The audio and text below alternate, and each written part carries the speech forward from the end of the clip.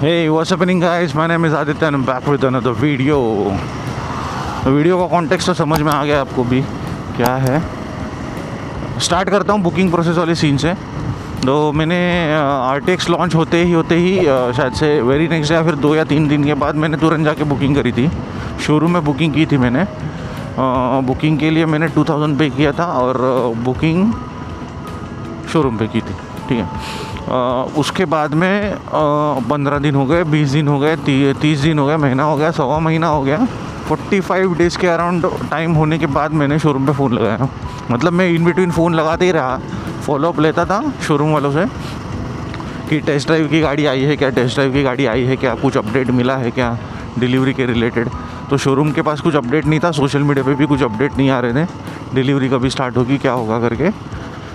फिर शोरूम पे 45 डेज़ के बाद एक बार मैंने जब भी कांटेक्ट किया तभी शोरूम से मुझे रिस्पांस आया कि आपका जो बुकिंग आपने किया है वो मैनुअल बुकिंग है.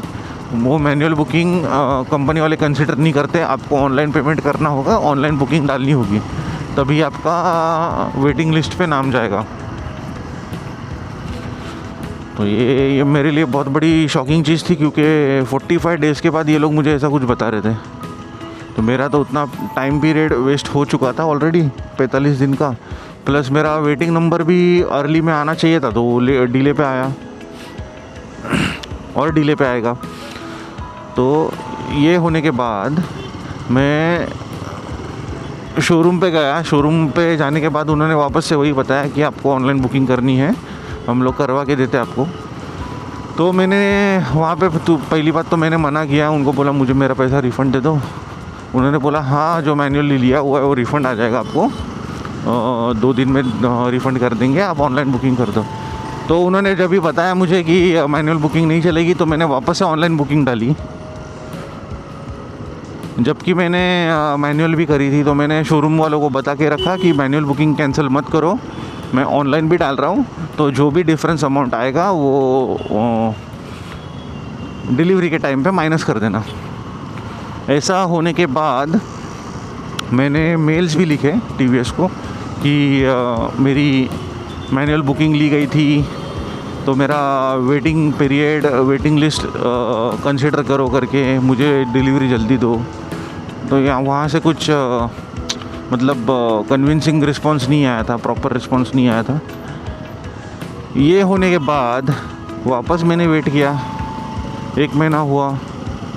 साउथ में शायद से डिलीवरी मिल गई थी किसी को, टेस्ट ड्राइव की गाड़ियाँ आ गई थी, ये सारी चीज़ें होने स्टार्ट हो गई थी. फिर अचानक से एक दिन इंस्टाग्राम पे एक प्रमोशन दिखा मुझे, प्रमोटेड पोस्ट दिखी, स्पॉन्सर्ड पोस्ट. तो थाने के TVS शोरूम की थी, उनके पास टेस्ट ड्राइव की गाड़ी आ चुकी थी. पर जो मैंने जहाँ पे बुक करा था उल्लासनगर शोरूम में, वहाँ पे टेस्ट ड्राइव की गाड़ी आई नहीं थी. तो मैंने जैसे ही वो पोस्ट देखी, मैंने मेरे शोरूम वाले को फ़ोन किया उल्लासनगर में और उन्हें पूछा कि टेस्ट ड्राइव व्हीकल आई है क्या, कब तक आएगी. तो उनको कुछ भी क्लू नहीं था. तो मैंने उनको बताया कि ये शोरूम में गाड़ी अवेलेबल है, टेस्ट ड्राइव की गाड़ी आ गई है. उनको कैसे मिली, आपको भी अरेंज करनी चाहिए. तो वो शोरूम वाले ने बोला मुझे नहीं पता है सबके बारे में, और हमारे पास ऐसा कोई अपडेट आया भी नहीं है कंपनी साइड से. वही दिन पे मैं तुरंत गया थाने शोरूम में, जाके मैंने टेस्ट ड्राइव ली, गाड़ी पूरी देखी, चेक करी. चेक करने के बाद, टेस्ट ड्राइव लेने के बाद गाड़ी में कोई प्रॉब्लम नहीं था. देखो मैंने रील भी डाली थी इसकी, तो गाड़ी में कुछ भी प्रॉब्लम नहीं है, बाइक बहुत अच्छी है. बस मेरा रिक्वायरमेंट जो था वो मैं क्लियर करता हूँ, वही रिक्वायरमेंट के वजह से मैंने कैंसिल करी थी RTX 300. नहीं तो मैंने RTX तो 100% मैं वही लेता था. ठीक है. मेरी रिक्वायरमेंट है फ्यूल एफिशिएंसी, स्पीड चाहिए, पिकअप चाहिए, मतलब इंजन पावरफुल चाहिए, और सीटिंग कंफर्ट चाहिए पिलियन को और राइडर को, दोनों के लिए. ठीक है. ये मेरी सारी रिक्वायरमेंट्स थी. तो RTX के सीन में अगर कंफर्ट का देखें तो कंफर्ट पिलियन और राइडर दोनों के लिए था. अच्छा सीटिंग है, वाइड सीट्स है, हेडलाइट्स भी उसके बहुत अच्छे हैं। जैसे हिमालयन में तो आफ्टर मार्केट लगाने के अलावा कोई ऑप्शन ही नहीं है, पर RTX में बहुत अच्छे हेडलाइट्स है। बेस वेरिएंट नहीं, टॉप वेरिएंट बुक किया था, तो उसमें तो क्रूज़ कंट्रोल और सारी चीज़ें, ट्रैक्शन विक्शन सब आने ही वाला था। फ्यूल इकोनॉमी का बात करें तो फ्यूल इकोनॉमी मैंने जब ये रिव्यूज़ वगैरह देखना चालू किया तभी मुझे पता चली कि फ्यूल इकोनॉमी उसकी हिमालयन से ज़्यादा कुछ अच्छी नहीं है। तो ये 32 मतलब पकड़ो 29 का माइलेज मुझे मिल रहा है, और ये RTX में जब ये रिव्यूज़ वगैरह देखने के बाद और सब देखने के बाद पता चला कि RTX का भी माइलेज समवॉट सिमिलर है, इसके जैसे ही है। सूटेबल रहनी चाहिए आदमी के लिए, लॉन्ग टर्म के लिए बाइक बहुत अच्छी होनी चाहिए। जैसे कि अभी RTX नई लॉन्च हुई है, तो उसमें प्रॉब्लम्स क्या आने वाले हैं, उसका एक्सेसरीज सपोर्ट क्या है, बाद में उसका सर्विसिंग कॉस्ट क्या आने वाला है, मेजर अगर पार्ट कुछ डैमेज हो जाता है तो उसके लिए वेटिंग पीरियड कितना होगा, कोई चीज़ की कुछ भी क्लैरिटी नहीं है अभी भी। तो ये सारी चीज़ों को सोचने के बाद ही मैंने वो कैंसिलेशन किया था। अभी देखो कैसा है, बाइक ले ली मैंने, बाइक लेने के बाद मैं तो उसे एक्सटेंसिवली यूज़ करने वाला हूँ। ये अभी मैंने हिमालयन 1 महीना हुआ है लेके, मैंने 3000 किलोमीटर चला दिया ऑलरेडी। तो ऐसे अगर सिचुएशन में अगर मेरा कुछ भी एक्सीडेंट होता है या फिर कोई भी आदमी बाइक को डैमेज करता है, इंटेंशनली लोग करते भी हैं, अगर किसी ने कुछ डैमेज कर दिया, हेडलाइट वगैरह टूट गई, तो उसका रिप्लेसमेंट कॉस्ट कितना होगा, वो रिप्लेसमेंट के लिए कितना टाइम लगेगा, पार्ट्स अवेलेबल होंगे नहीं होंगे। इनके पास तो अभी बाइक डिलीवरी के लिए अवेलेबल नहीं है, पार्ट्स भी तो अवेलेबल होने चाहिए। उसके अलावा इनका सर्विस कॉस्ट देखा, फर्स्ट सर्विस कॉस्ट मुझे हिमालयन का पड़ता है अराउंड 1600-1700।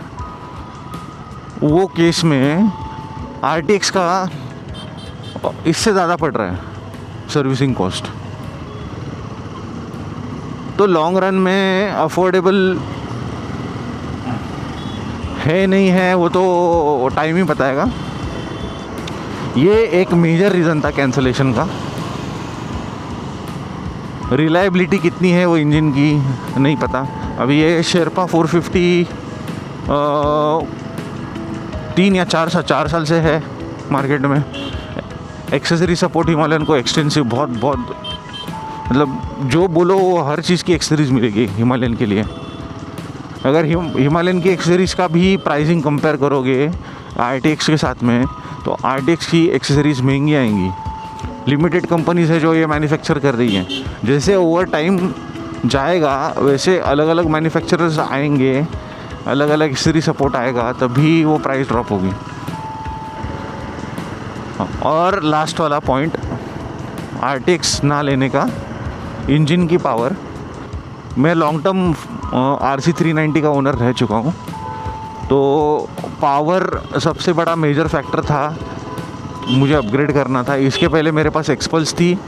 एक्सपल्स नो वंडर बहुत कैपेबल मशीन है, और मैं इनकेपेबल हूँ एक्सपल्स चलाने के लिए, ये मैं बोलूँगा, क्योंकि उसका फुल पोटेंशियल मैं एक्सप्लोर नहीं कर सकता कभी भी। ऑफ रोडिंग हो या फिर ट्रेल राइडिंग हो, उसका फुल पोटेंशियल मैं नहीं निकाल पाऊँगा एक्सपल्स का। मेरी रिक्वायरमेंट ही टूरिंग है, और मैंने एक्सपल्स लेके गलती कर दी थी। मेरी रिक्वायरमेंट ही टूरिंग है, इसके लिए एक्सपल्स हाईवे पे सूटेबल नहीं थी। मुझे हाईवे पे स्पीड चाहिए, स्टेबिलिटी चाहिए, और गाड़ी पिलियन कंफर्ट और स्टेबल चाहिए हाईवे पे। ये मेरी मेजर रिक्वायरमेंट थी, तो इसीलिए मैंने RTX ली थी। और RTX लेने का मेजर रीज़न था कि 300 सीसी की होगी, तो मुझे 200 वाले से मतलब एक्सपल्स से ज़्यादा पावर मिलेगी। 30 bhp की है RTX, और फ्यूल इकोनॉमी अच्छी होगी क्योंकि कम सीसी में है इसलिए। पर उसकी fuel economy equivalent to Himalayan ही है, थोड़ा बहुत 2-3 पॉइंट का फ़र्क आ रहा है। और पावर हिमालयन में ज़्यादा है, तो थोड़ा मैंने बजट स्ट्रेच करके हिमालयन ली। और हिमालयन लेके अभी मैं बहुत ज़्यादा सेटिस्फाइड हूँ। उसका रीज़न यहाँ पे आई बटन में वीडियो आएगी, वहाँ पे हिमालयन स्पिरिट मैंने इवेंट अटेंड किया था, वो वीडियो है, एक बार चेक कर लो, आइडिया आएगा। ये सारे रीज़न्स थे RTX नहीं लेने के।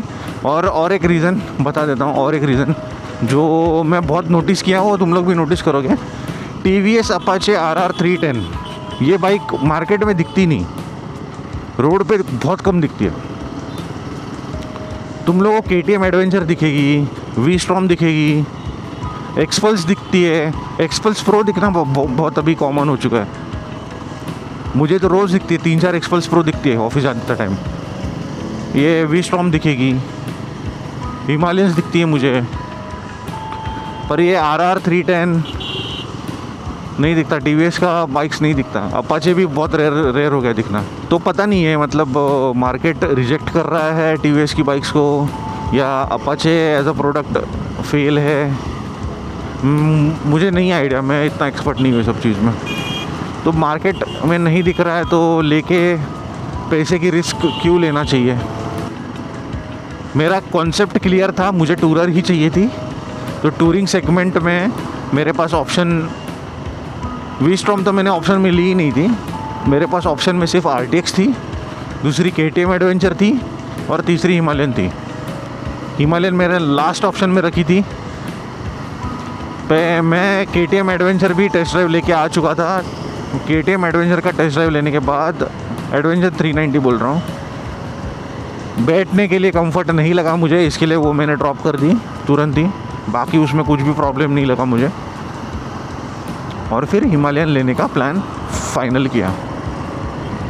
Thank you so much guys for watching this video. कुछ क्वेश्चंस हो तो कमेंट्स में डाल के बोल देना, रिस्पॉन्स तुरंत मिलेगा। I reply to each and every comment. और consider subscribing please please please subscribe कर दो चैनल को। रेगुलर अपलोड कर रहा हूँ आजकल मैं, तो you will enjoy it. Thank you.